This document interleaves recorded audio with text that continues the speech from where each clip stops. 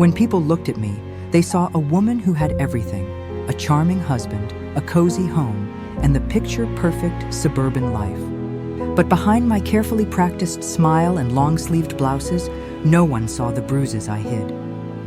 No one heard the arguments that echoed behind closed doors. No one smelled the blood that dried quietly on the kitchen tiles. My name is Emily Carter, and for years I believed that love meant endurance, that marriage meant sacrifice, that silence was the price of peace. When I married David, I thought I'd won the lottery. He was kind, attentive, and charming, the kind of man who opened doors for me and remembered how I liked my coffee. He made me feel like the center of his world. But after the wedding, after the honeymoon glow faded, something in him changed, or maybe something true finally showed. It started with small things. "Why are you wearing that dress?" "My mother says it's too short." Or, "You should really learn how my mom cooks stew. She says you're too slow in the kitchen."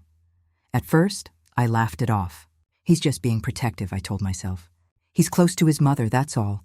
But soon, his mother, Margaret, wasn't just part of our marriage. She was our marriage. She called every day, criticizing everything I did: the meals, the cleaning, the way I folded laundry. And David? He never defended me. He'd just say, "She's just trying to help, Em. Don't be so sensitive." I tried to endure it, but one night, Margaret called again, furious that I hadn't visited her that week. David slammed his phone down, his face red with anger. "She's my mother, Emily." "She's getting old. You owe her respect." "I do respect her," I said softly. "But I can't live with her, David. She hates me. The slap came before I finished the sentence. My cheek burned. My ears rang.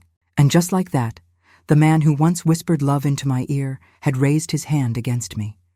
He apologized the next day. Flowers, tears, promises that it would never happen again. I wanted to believe him. I needed to believe him. Because if I didn't, I had to face the horrifying truth that the man I loved had turned into someone capable of hurting me. But apologies became routine.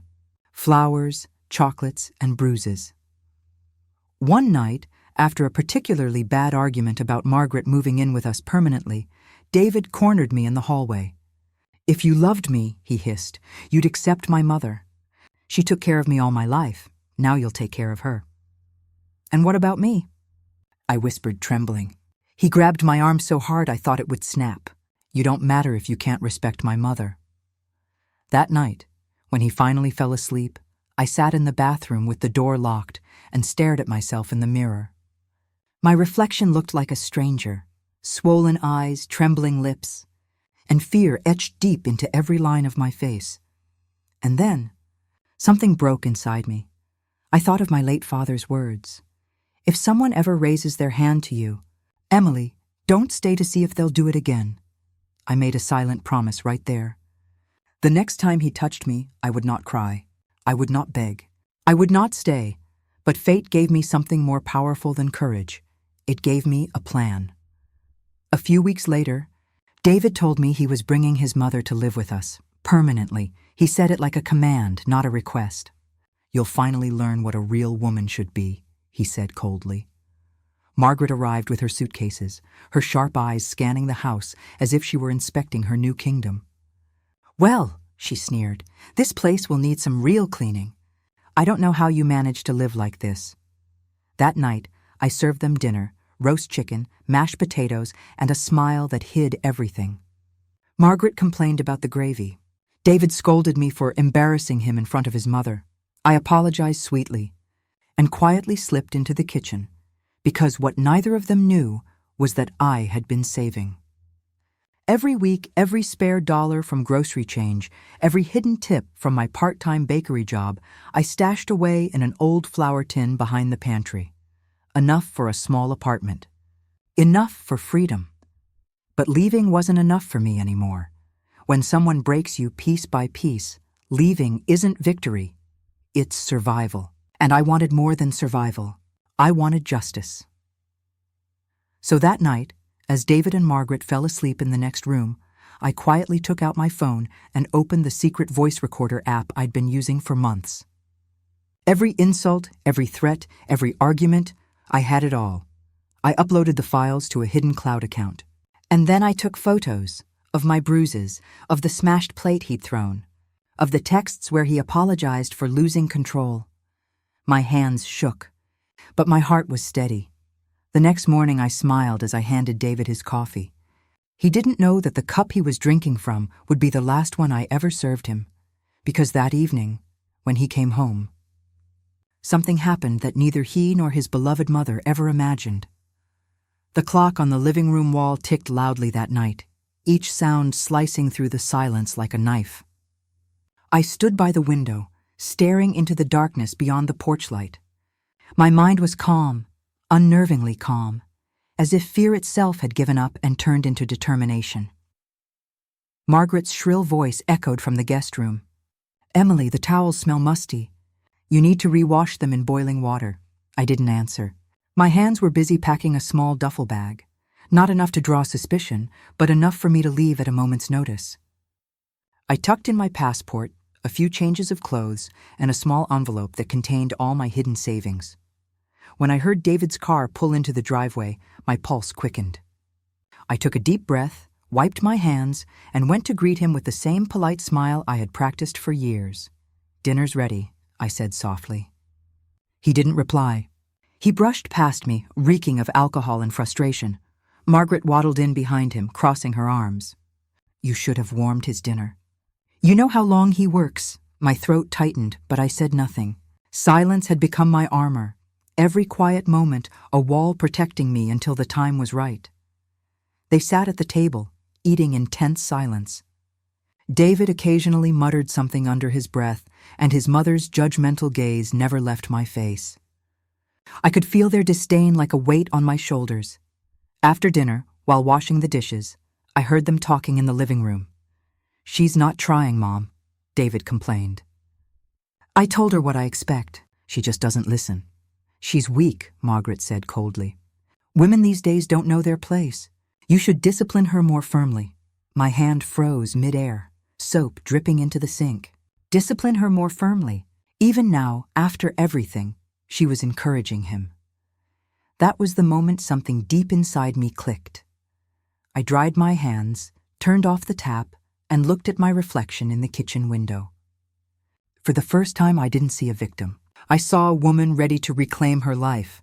That night, when David stumbled into bed and began to snore, I turned on my phone's recorder again, capturing his drunken mumblings about how a wife should learn her place. Then I opened my laptop and sent an email to a lawyer I had quietly contacted weeks ago. Attached were all my recordings, photos, and screenshots. The message was short, just 3 words. "It's time. Proceed." I didn't sleep that night. I lay awake, staring at the ceiling, every muscle tense with a mix of fear and anticipation. By dawn, I had everything ready. My bag, my documents, my backup plan. I had arranged for a small apartment on the other side of town, paid in cash under a friend's name. When David woke up, his hangover made him unusually quiet. He muttered something about going to work and left without breakfast. Margaret, however, had other plans. She appeared in the doorway of the kitchen, her thin lips curled into a smirk. "David told me about your little attitude. Let me be clear, this is my house now. You'll follow my rules." I turned slowly, meeting her gaze. My voice was calm but steady. "Actually, Margaret, this isn't your house," she blinked. "Excuse me? It's mine. The mortgage is in my name. I paid for everything here while your son was busy drinking away his paychecks." Her face twisted in anger. "You ungrateful little—" "Stop," I interrupted, my tone sharper than I intended. "You've treated me like dirt since the day I married your son. But starting today, that ends." She stared at me, speechless. Maybe it was the quiet confidence in my voice. Or maybe she finally saw that I wasn't afraid anymore. I walked past her, grabbed my keys, and left the house before she could reply. I drove straight to my lawyer's office. He was waiting with a sympathetic smile. "Emily," he said gently, "we have everything we need. The evidence is overwhelming, the verbal abuse, the physical injuries, the recordings. Once we file for a restraining order, he won't be able to come near you." I nodded, trying to steady my breathing. "Do it." It took less than an hour to sign the papers. When I stepped back outside, the sunlight hit my face like a blessing. For the first time in years, I felt free. But I wasn't done yet. That evening, I went back to the house one last time. David wasn't home, but Margaret was in the kitchen, barking orders at the television repairman. I quietly collected a few personal items, photo albums, my wedding ring, and a small locket that had belonged to my mother. When she noticed me, her expression twisted with mockery. "Running away, dear? Can't handle responsibility?" I turned to her, calm as ever. "No, Margaret. I'm not running. I'm just choosing peace over pain." Before she could respond, I handed her an envelope, the same one my lawyer had prepared. "What's this?" she asked, frowning. "Eviction notice," I said simply. "You and your son have 48 hours to leave the house. It's legally mine now." Her jaw dropped. "You can't. I can." And I just did. I walked out without looking back, the weight of years of suffering lifting with every step. That night, I stayed at my new apartment, small but warm, filled with quiet. For the first time, I could breathe without fear. As I sat on the couch sipping tea, my phone buzzed. It was a message from David. "You'll regret this, Emily. You can't survive without me." I stared at the screen for a long time, and then I smiled. Because what he didn't know was that by the next morning, he would be facing the consequences of everything he'd done. Morning sunlight filtered through the blinds of my new apartment. For the first time in years, I woke without dread, no shouting, no slamming doors, no footsteps pacing the hallway in anger. Just silence, peaceful, healing silence. I made coffee, savoring the small joy of freedom. But even as I breathed in the calm, my phone buzzed. A string of messages from David. "David, where the hell are you?" "David, Mom says you left the house without saying a word." "David, come back before I make you regret it." Each message felt like an echo from my old life, the fear, the control, the guilt. But this time I didn't flinch. I simply put the phone face down on the table and sipped my coffee. By noon, my lawyer called. "Emily, everything's in motion. The restraining order has been approved. He'll be served today." A wave of relief washed over me. "Thank you," I said softly, "for everything." But I wasn't naive. I knew David wouldn't take it quietly, and I was right. By late afternoon, he showed up at my bakery. Yes, my bakery, the one I had quietly opened before leaving him. Baking had always been my escape, my therapy. I'd saved for years to rent the space and make it mine. He barged in, furious, his face red and veins visible along his neck. "You think you can just walk away from me?" he shouted, startling the customers. I stepped out from behind the counter, my apron still dusted with flour. My hands didn't tremble this time. "Yes, David, I can." "And I did," he sneered. "You think a piece of paper can stop me?" Before I could reply, a calm but firm voice came from behind him. "Actually, sir, it can." 2 uniformed officers walked in. My lawyer had arranged their presence for this exact moment. One of them stepped forward. "David Carter, you've been served with a restraining order. You're not allowed to approach or contact Mrs. Emily Carter in any way." David froze. His arrogance flickered into confusion, then rage. "You set me up," he growled. "No," I said, meeting his eyes. "You set yourself up the moment you decided control was love." The officer placed the paperwork in his hand. "Sir, please step outside. Any violation of this order will result in immediate arrest." The entire bakery was silent, customers watching, stunned. David's mother stood at the door, glaring at me, her face pale with disbelief. "Emily, how could you humiliate us like this?" she hissed. I turned to her. "You humiliated yourselves when you taught your son to treat people like possessions." David pointed at me, trembling with fury. "You'll pay for this." "I already have," I replied quietly. "For 10 years. The officers escorted him outside, his shouts echoing down the street. When they left, I exhaled for the first time in what felt like forever. My staff gathered around me, their faces full of worry. "Are you okay, Mrs. Carter?" one of them asked. I smiled faintly. "I am now." That night, I closed the bakery early and sat on my balcony with a notebook in hand.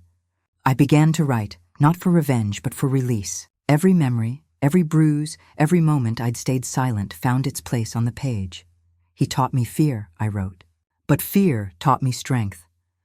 Over the next few days, David's anger turned to desperation. He called from new numbers, sent emails, even begged mutual friends to talk some sense into me. but I never replied. Then one morning, my lawyer called again. "Emily, there's something you should know. David and his mother have been evicted. The bank confirmed he's defaulted on the loan he tried to take under your name." I froze. "He what?" "Yes, apparently he tried to refinance the house without your consent. But since you removed your signature from all joint accounts, the attempt failed." A bitter laugh escaped me. "So he was trying to steal even after everything." "People like him don't stop until they face consequences," my lawyer said calmly. And now he's facing them. That night, I received one last message from an unknown number. "You ruined my life. I hope you're proud." I looked at the message for a long time, then deleted it. Because for once, I was proud. A week later, I hosted the bakery's first community night, a small event for local women to share their stories. I called it Second Chances. We gathered around warm pastries and hot chocolate, and one by one, women began to speak. Some talked about broken marriages, others about toxic families. Their voices trembled, but there was strength in their trembling. When it was my turn, I stood and told my story, not with bitterness, but with truth. "I thought marriage meant suffering in silence," I said. "But silence is what keeps monsters powerful. The moment I spoke up, the moment I stood up, that's when my life began again." When I finished, the room erupted in quiet applause. A few women cried. One whispered, "Thank you. I needed to hear that." That night, I realized something profound. My pain had become my purpose. Over the next few months, the bakery flourished. Local newspapers picked up my story, calling me the woman who baked her way out of abuse. It wasn't fame I wanted. It was proof that healing was possible. And then, one afternoon, a letter arrived at the bakery. No name, just my address written in familiar handwriting. I hesitated, then opened it. "Emily, I don't expect forgiveness. I've lost everything, the house, the business, my mother. I see now what I became. Maybe prison is where I belong. Take care of yourself. David." I sat for a long moment staring at the letter. There was no satisfaction, no joy, just quiet closure. I folded the paper and placed it in a box labeled Past. Then I tied on my apron, walked back into the kitchen and continued baking. The smell of fresh bread filling the air, the sound of laughter from customers outside, the rhythm of a life rebuilt from ashes. It had been 3 peaceful months since David's arrest, and the restraining order took effect. The bakery was thriving. My laughter came easily, and for the first time in years, I felt like I owned my life.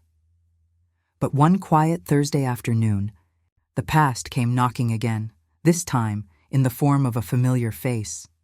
Margaret.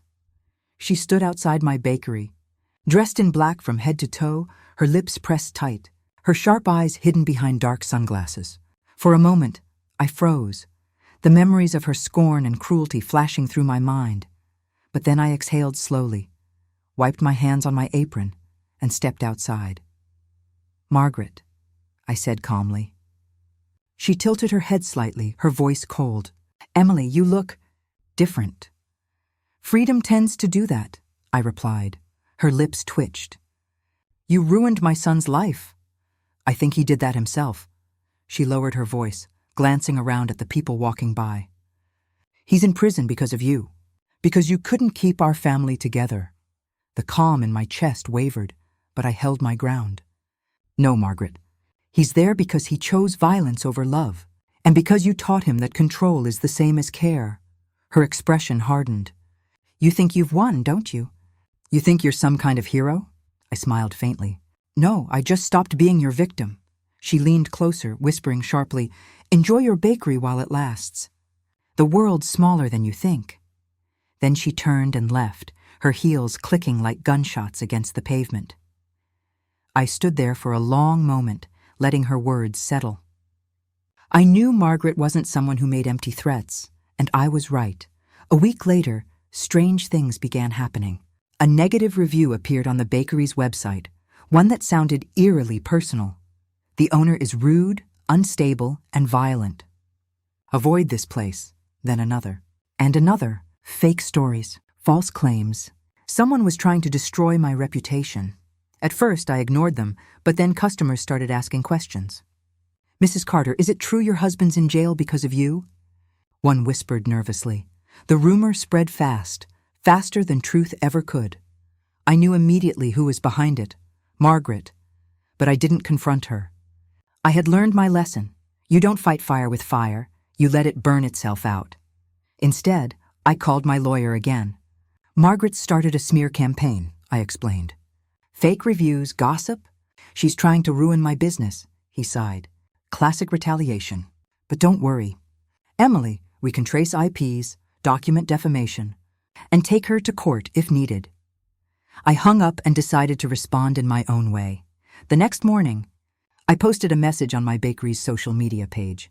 "To my dear customers, there are rumors about me circulating online.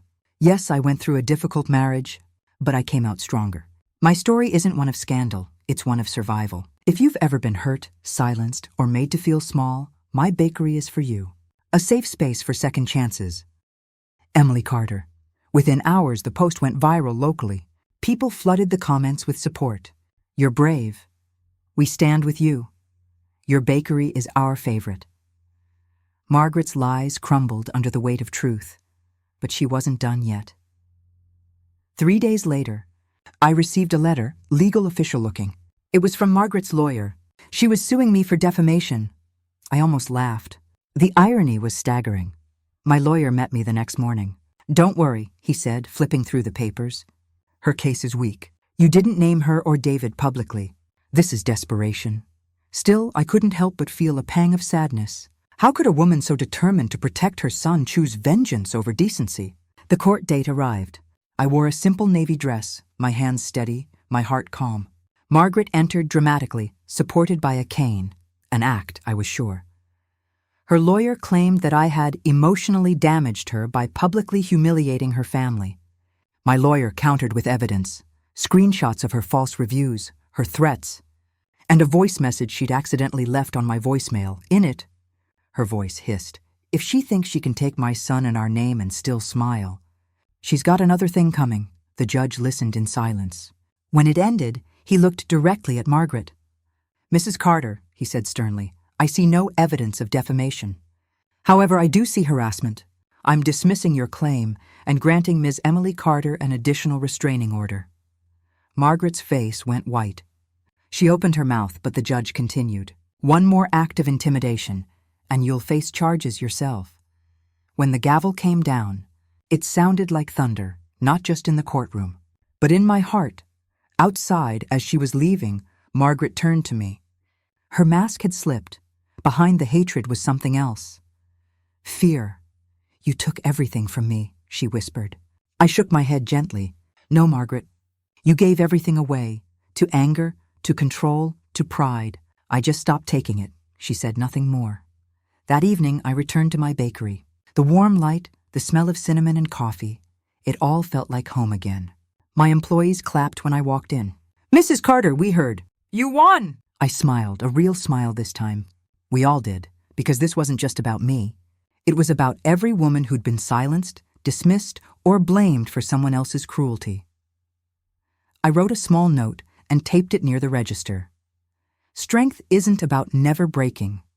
It's about rebuilding yourself, piece by piece, even when they expect you to stay shattered. Customers began taking photos of it, sharing it online. Soon, people from other towns came to visit the bakery, calling it the place that bakes hope. And that night, when I locked up and turned off the lights, I looked at my reflection in the window, not at the bruises that once defined me, but at the woman who had turned pain into power. For the first time, I whispered to myself, "You made it." It was a quiet Sunday morning when I found the envelope slipped under my bakery door. The paper was thick, the handwriting oddly familiar, sharp, slanted, and deliberate. My name was written across it, Emily. My first instinct was caution. The restraining order was still active, and anything from David or Margaret could be trouble. But curiosity got the better of me. I locked the front door, sat behind the counter, and carefully opened the letter. Inside was a single handwritten page. "Emily, I know I don't deserve your time, but please, read this. I've had 3 months to think. In here, time stretches, and silence is louder than anything. Mom isn't talking to me. I guess she's angry that I couldn't fix things. I wanted to hate you for walking away. I told myself you were cruel, but now I see that you were just brave. You did what I couldn't. You stood up to her, to me, to everything. I've started therapy sessions in prison. The counselor made me write about where it all began. And the truth is, I was never taught love, only control. I thought if I yelled loud enough, if I forced obedience, it meant respect. But it only showed how broken I was. I remember that night, the one when I hit you. I've replayed it in my head 1,000 times. The look in your eyes wasn't fear. It was disbelief. I saw what I had become, and I'll never forgive myself. I'm not asking you to forgive me. I just want you to know, you didn't deserve any of it. Please, take care of yourself. David. For a long moment, I couldn't move. My heart felt heavy, conflicted. Part of me wanted to rip the letter apart. Another part wanted to cry for the man he might have been if life had taught him kindness instead of cruelty. I folded the letter carefully and placed it inside the same box where I'd kept his last apology. A box labeled Past, but something about the tone felt strange, almost like a warning. The next day, while closing the bakery, I saw a familiar figure across the street. A woman, thin and pale, standing by a lamppost. She wasn't looking at me, but I knew that stance anywhere. Margaret. Only now, she looked different, tired, frail, almost ghostly. She turned away when she noticed me and disappeared down an alley. Something inside me stirred. Despite everything, I couldn't ignore the nagging sense that something was off. Later that night, I received a call. It was from a number I didn't recognize, but the voice on the other end froze my blood. Mrs. Carter? This is Officer Daniels from the county jail. We thought you should know. Margaret Carter was admitted to the hospital this evening. Severe exhaustion and malnutrition. We found her unconscious near the visitor center. I was silent for several seconds. Is she alive? Yes, but she's not well. She's been visiting your husband every week, and it seems she hasn't been taking care of herself. For a moment, anger and pity battled inside me. After everything she had done, after all her hate, hearing she was barely surviving. It hit harder than I expected. Thank you, I said quietly, and hung up. That night, I didn't sleep. My mind was restless. Images of Margaret's cruelty intertwined with flashes of her trembling hands, her sharp voice that now sounded weak. The next morning, I decided to visit her. Not out of forgiveness, but closure. When I arrived at the hospital, the nurse recognized me immediately. Mrs. Carter, she's been asking for you. Room 214. I hesitated at the doorway before stepping inside.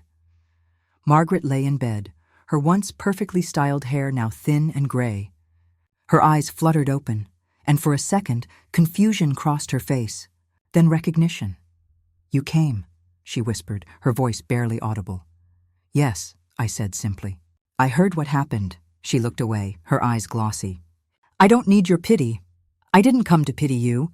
I came to say, I understand. She blinked slowly. Understand what? That fear makes monsters out of people, I said softly.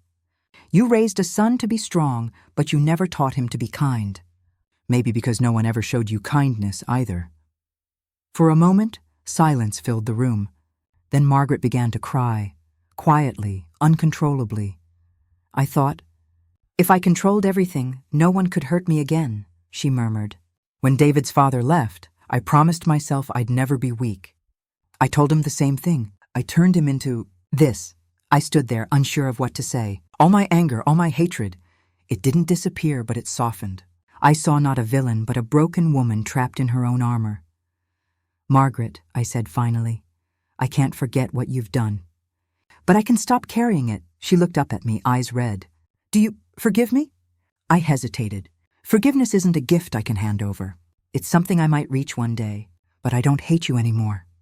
A faint smile touched her lips, the first genuine one I'd ever seen. That's more than I deserve. As I turned to leave, she called out softly. Emily, I stopped. Take care of him, she whispered. He's still my son. I looked back and said, he has to take care of himself now. When I left the hospital, the winter air felt crisp and clean. My heart wasn't light, but it was free. That night, I wrote the final entry in my journal. Pain doesn't disappear when you leave the people who caused it. But it changes shape. It becomes strength, awareness, compassion, if you let it. I didn't destroy David or Margaret. They destroyed themselves trying to control love.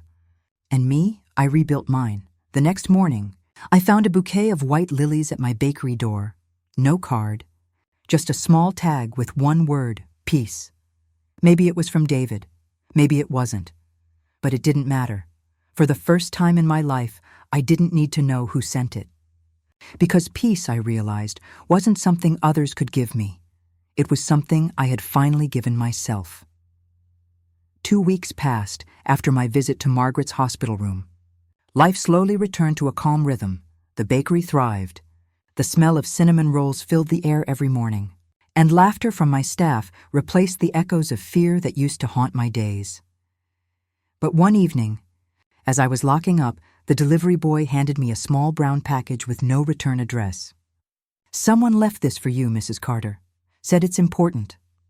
It was wrapped carefully, the handwriting on the front oddly familiar, though shaky, as if written by trembling hands. Inside was an old, leather-bound notebook, yellowed by time. A small note was tucked inside the cover. "For Emily, so you'll finally know the truth." M, my heart skipped a beat. Margaret. I hesitated before opening it, my fingers brushing the cracked leather.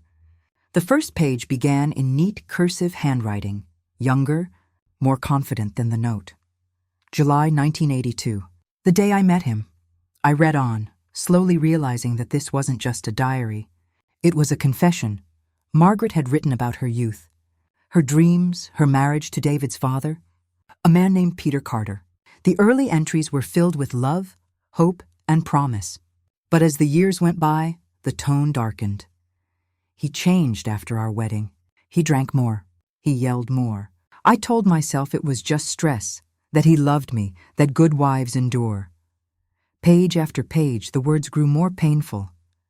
Margaret described the beatings, the nights she hid in the bathroom, the mornings she painted over bruises with foundation before taking David to school. Then, one entry stopped me cold. March 1991. He hit David today. I told him never to do it again. He laughed and said, "He's my son. I'll raise him like a man." My chest tightened. Suddenly, everything made sense. Margaret hadn't just raised David to be controlling. She had taught him the only way she knew to survive. In her mind, control equaled safety. The final entry was dated only a few weeks before she landed in the hospital. "If you're reading this, Emily, it means I'm gone. I've lived my whole life afraid. First of Peter, then of losing David. When you came along, I saw the same fire I once had before fear took it from me. That's why I hated you. You were everything I wasn't brave enough to be. I'm sorry for the pain I caused you. Tell David. His mother finally understands." Tears blurred the ink on the page as I finished reading. Margaret. The woman who had tormented me, the woman I had feared for years, had written me a letter of apology disguised as a diary. The next morning, I went back to the hospital. The nurse recognized me immediately, but her expression changed when she saw my face. "I'm sorry, Mrs. Carter," she said softly. "Margaret passed away last night." I closed my eyes, letting the words sink in. "She went peacefully," the nurse added. "She asked us to give you this if you ever came back." She handed me a sealed envelope. I opened it slowly. Inside was a single photo. Margaret, young and smiling, holding baby David in her arms. On the back, in her shaky handwriting, she had written, "Love him, even if from afar. He's all that's left of me." I pressed the photo to my chest and whispered, "Goodbye, Margaret." That night, I took the diary and photo to the small garden behind my bakery. Under the soft glow of the porch light, I dug a small hole near the rose bush and buried them together. "Let it end here," I whispered. "No more hate, no more fear." As I stood up, I felt something lift off my shoulders. Years of tension, guilt, anger, dissolving into the quiet night air. The next morning, I decided to do something I never thought I'd do: visit David in prison. The guard led me through the echoing hallways, the metallic clang of each door closing behind me. David looked thinner, his face pale, but his eyes widened when he saw me. "Emily," he said softly, almost afraid to speak. "I got a letter," I began, sitting across from him. "From your mother." His face fell. "She's gone, isn't she?" I nodded slowly. "She left something for you." I slid a copy of the diary pages across the table, the entries that told the truth about his childhood. He stared at them, his hands trembling. "She never told me any of this," he whispered, voice breaking. "She made me believe he left because of her, not because of the abuse." "She did what she thought would protect you," I said gently. "But she only passed the pain down." He looked up at me, for the first time, without arrogance, without denial. "Just grief. I don't expect forgiveness," he murmured.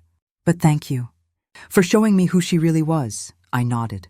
"You can still change, David. That's all that matters now." When I left the prison, the sun was just beginning to rise, warm light spilling over the horizon, touching everything in gold. I stood there, letting it wash over me. The past, all its darkness, its heartbreak, had finally been buried, both literally and within my heart. Back at the bakery, I hung a new sign above the counter. It read, "Second Chances Baked Fresh Daily." Customers loved it, but few knew its true meaning. It wasn't just about bread or pastries. It was about life, forgiveness, and the sweet taste of freedom that came when you stopped letting your past control your future. And sometimes, when the morning sun filtered through the bakery windows just right, I swore I could almost hear a voice, faint but peaceful. "You did good, Emily. You finally broke the chain." I smiled to myself, whispered back, "Yes, Margaret." I did. 6 months passed after that visit to the prison. The seasons had changed. Spring painted the town in colors that almost felt like forgiveness itself. The bakery was doing better than ever. Tourists came from nearby cities for my cinnamon rolls, and locals called me the woman who never gives up. Every morning, I'd arrive before dawn, the aroma of butter and sugar filling the air, the soft hum of the oven like a heartbeat. This place, once just a dream, had become my sanctuary, my proof that peace could exist after chaos. But even peace has quiet visitors from the past. One afternoon, as I was wiping the counter, a familiar voice called out, hesitant, unsure. "Emily?" I turned around and froze. It was David's sister, Claire. I hadn't seen her in years. She looked older, her hair streaked with gray, but her eyes carried the same warmth she had as a teenager, before her mother's control swallowed her too. "Claire," I breathed. "It's been forever," she smiled faintly. "I wasn't sure you'd want to see me." "Come in," I said, motioning to a table near the window. She sat down, folding her hands. "I wanted to see you for a long time, but after everything, I didn't know how to reach out." "You're here now," I said softly. "That's enough." For a few minutes, we sat in silence. Then she took a deep breath. "I visited David last week." I nodded, waiting. He told me about Mom's diary, about how you showed it to him. He said, "It changed him." I blinked in surprise. "Changed him?" Claire nodded slowly. "He's been working in the prison library, helping other inmates learn to read. He says it helps him understand what he missed all those years. Empathy. For the first time, I didn't feel anger when I heard his name. Just a quiet acceptance. "I'm glad," I said sincerely. "That's what Margaret would have wanted, for him to finally break the cycle." Claire smiled faintly. "I think she'd be proud of you too, you know. You did what none of us could. You walked away." Her words hit deeper than I expected. I didn't feel brave back then, I admitted. I felt broken, terrified. But maybe walking away is a kind of courage, too. Claire reached across the table and squeezed my hand. "It is. And it saved you. Maybe even him." She left me with that thought. That night, I closed the bakery early and walked down to the small lake behind town. The water shimmered under the moonlight, and the cool breeze carried the scent of blooming lilies. I sat on the bench, the same one where David once promised me the world, and realized I wasn't haunted by the memory anymore. It was just a memory, nothing more. I thought about everything I had survived, the bruises, the fear, the humiliation. And then I thought about everything I had built, my business, my peace, my strength. Maybe healing didn't mean forgetting. Maybe it meant remembering without pain. As the moonlight reflected on the water, I whispered, "Thank you, life, for not ending when it hurt. Thank you for beginning again." The next few months unfolded like a quiet melody. The bakery got featured in a local magazine. Orders doubled. I hired new staff, 2 young women who had escaped abusive homes and needed a job to start fresh. Watching them smile, laugh, and rebuild themselves felt like watching my own past heal in real time. One of them, Lily, reminded me of myself at 25, gentle, shy, afraid of taking up space. One morning, after finishing her shift, she lingered by the door. "Mrs. Carter," she said nervously, "can I ask you something?" "Of course. Did you ever stop being scared?" I looked at her for a long moment, seeing myself in her trembling eyes. "No," I said honestly, "but I learned to live despite the fear. Every day you wake up and choose to keep going. That's bravery." She smiled, tears shining in her eyes. "Thank you." After she left, I stood in the quiet bakery, sunlight spilling across the counters, and realized something beautiful. My story wasn't just mine anymore. It was helping others write theirs. A year later, I received another letter, this time from a law office. When I opened it, my hands trembled. Old habits never truly die. But the contents made me freeze. "This is to inform you that Margaret Carter's estate has been finalized. In her will, she designated you as the beneficiary of her family home." The letter continued. "She requested it be donated or repurposed for a cause you deem worthy. She trusted your judgment." I sat down, stunned. The very house that once represented fear, control, and cruelty was now mine to redefine. The next week, I visited it, the old Carter house on Willow Street. The garden was overgrown, the paint peeling, the windows dusty. But as I walked through its halls, I didn't feel afraid anymore. I felt ready. In that moment, an idea took root. 3 months later, the house reopened, not as a home, but as a refuge. A small shelter for women starting over, called Margaret's Place. It offered counseling, temporary housing, and job placement. A second chance for anyone who needed it.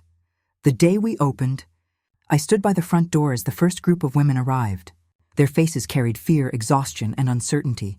But behind their eyes, I saw something familiar. Hope.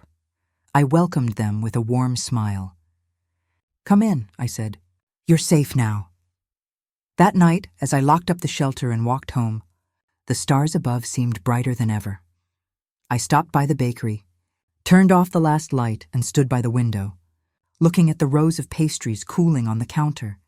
I whispered quietly, "I did it, Margaret. I turned our pain into something good." For the first time in years, I didn't feel the weight of the past, only the warmth of everything I'd built from its ashes. I was free, completely, beautifully free. The afternoon sun poured through the bakery windows, painting golden streaks across the counter. The smell of vanilla and sugar filled the air, a scent that had become my constant comfort.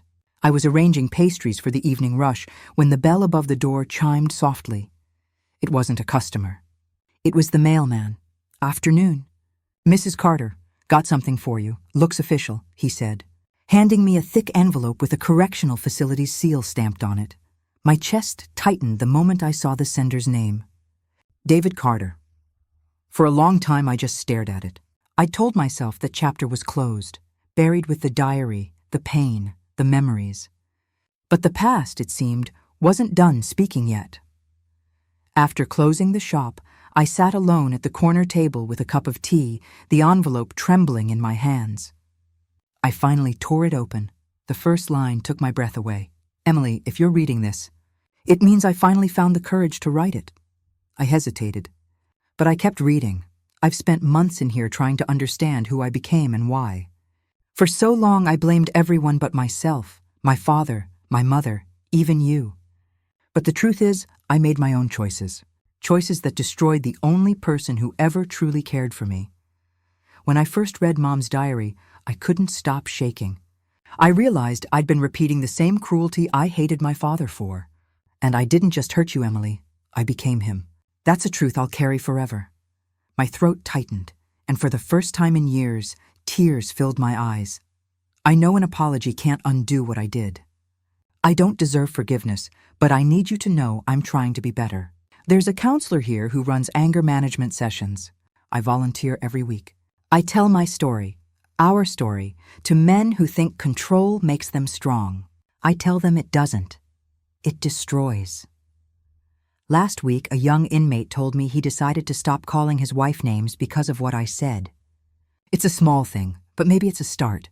Maybe this is how I make peace, by teaching others not to become me. You once told me love without respect isn't love at all. I didn't understand then, but I do now. You were my mirror, Emily. You showed me the truth, even when it broke us both. Take care of yourself. And if you ever think of me, I hope it's not with hate, but with pity for the man I was, and a little hope for the man I'm trying to be. David. I sat there long after finishing the letter, watching the last lines blur through tears. For the first time, his words weren't manipulative or cruel. They were human, regretful, real. I didn't forgive him that night. Forgiveness isn't a switch you can flip. But I felt something softer than hatred stir inside me. Closure. I folded the letter carefully and placed it inside a small box where I kept Margaret's photograph. Their stories were intertwined, and now, somehow, so were their redemptions. The following morning, I visited Margaret's place, the shelter I'd opened. The walls were freshly painted in soft yellow, the color of sunrise, a color of new beginnings. The first woman I saw was Lily, the young employee who used to tremble every time someone raised their voice. She was sitting at a table, reading to a small group of women who'd just arrived. And she learned that even after storms, the sun still rises. Lily read, smiling. I couldn't help but smile too. When she noticed me, she stood up quickly. Mrs. Carter, I was just telling them about you, about how you turned your pain into this place. Her words made me pause. No, Lily, we turned it into this, all of us. Every woman who walked through these doors made it stronger. That day, a new woman arrived, bruised, frightened, holding a little girl by the hand. She looked around, uncertain. I went up to her gently. Hi, I'm Emily. You're safe here. She hesitated, then whispered, My husband said I can't live without him. I smiled softly. I used to believe that too, until I proved myself wrong.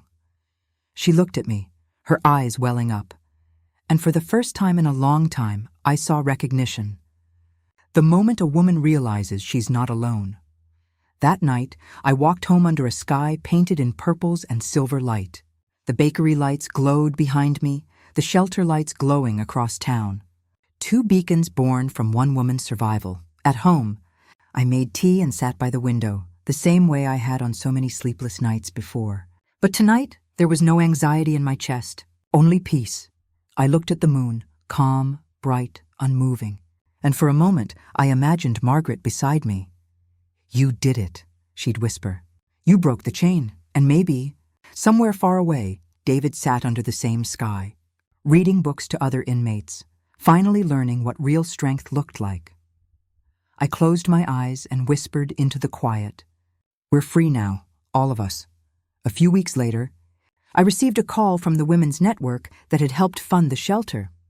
Mrs. Carter, the woman on the line said, You've been nominated for the Community Courage Award for your work with survivors. For a moment, I couldn't speak. Me, the woman who once couldn't even leave her bedroom without fear, was being honored for courage. I thought of every night I'd spent crying in silence, every bruise I'd hidden, every apology I'd forced myself to accept. And then I thought of every woman now sleeping safely under the roof of Margaret's place. Thank you, I finally said. But the real heroes are the women who walked through that door. The night of the award ceremony, I wore a simple blue dress, nothing fancy, just something that made me feel like myself. When my name was called, I stepped onto the stage, the applause echoing in my ears. The lights were blinding, but I smiled anyway. I took the microphone, looked out at the crowd, and said, Courage doesn't mean never being afraid. It means standing up even when you are. I didn't get here alone. Every woman who decided to take her life back, she's standing here with me. And to anyone still trapped in fear, remember this: you are not broken. You are beginning. The applause that followed felt like thunder, not for me, but for every survivor who had ever dared to rise again. When I got home that night, I placed the award on the same shelf as the photo of Margaret and baby David. I smiled softly. "We did it," I whispered. "You, me, all of us." Then I turned off the lights, opened the window, and let the cool night breeze fill the room. For the first time in my life, I didn't feel like a survivor anymore. I felt like someone reborn. The years rolled by quietly, the kind of peace that doesn't arrive all at once but grows slowly, like dawn after a long night. Margaret's place was now a well-known name in the region, a sanctuary for women who had nowhere else to go. The bakery next door had become a small chain with 3 branches across the county. On weekends, the smell of warm cinnamon rolls filled the air all the way to the town square. Every morning, I still woke up before sunrise, tied my apron, and greeted the world with the same gratitude I once prayed to feel. One spring afternoon, as I was preparing trays for delivery, a familiar face appeared at the bakery door. Lily, the young woman who'd once come trembling and broken. She wasn't trembling anymore. Her hair was cut short. Her eyes sparkled with quiet strength. Behind her stood a man, gentle, kind-eyed, and a little boy holding her hand. "Mrs. Carter," she called out, her voice bright. "I brought someone to meet you." I wiped my hands and came around the counter, smiling. "Lily, look at you! You're glowing," she laughed, the sound full of life. "This is my husband, Mark, and this is Sam. He just turned 5. The boy peeked from behind her leg and waved shyly. Lily knelt and said softly, "Remember I told you about the woman who helped Mommy start over? This is her." Sam looked up at me with wide eyes. "You helped my mom?" I felt a lump rise in my throat. "She helped herself, sweetheart. I just gave her a place to start." Mark shook my hand firmly. "Thank you, ma'am. You gave me back the woman I love." As they left, I stood at the doorway watching them go. Lily holding her husband's hand, her son running ahead, laughter echoing down the street. And I realized I didn't just rebuild my life. I'd built bridges for others to cross their storms too. That evening, I walked home under a violet sky, the air filled with the smell of lilacs. When I reached the front gate, a white envelope sat on the porch. It was from the prison. My heart tightened for a moment, but the handwriting was unfamiliar. I opened it carefully. "Dear Mrs. Carter, this is Officer Reynolds from Hillstone Correctional. I thought you might want to know that David Carter passed away last month due to a cardiac arrest. Before he died, he asked that we send you his final note." A smaller folded paper fell into my lap. I unfolded it slowly. "Emily, if you're reading this, I've reached the end of my road. I don't expect you to forgive me, but I want you to know your courage changed more than one life. It changed mine too. I've spent my last months teaching inmates how to read and write letters to their families. One of them told me, 'You talk about your wife like she was the sun.' I smiled because he was right. You were the light, Emily, always were. When I close my eyes now, I don't see anger anymore. I see you smiling in that bakery, flour on your hands, humming a song I never learned the words to. I hope you find someone who deserves that smile. And if you never do, I hope you keep it for yourself. Goodbye, Emily."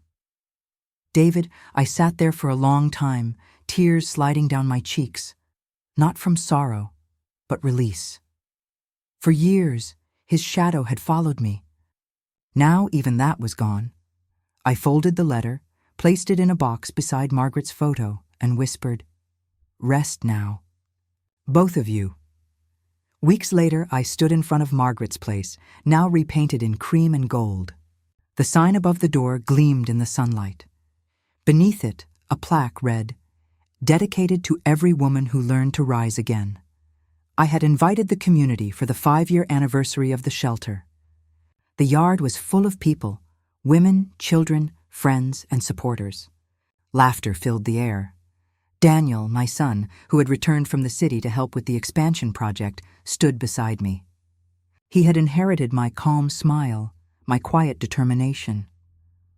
"Mom," he said softly, You did something amazing."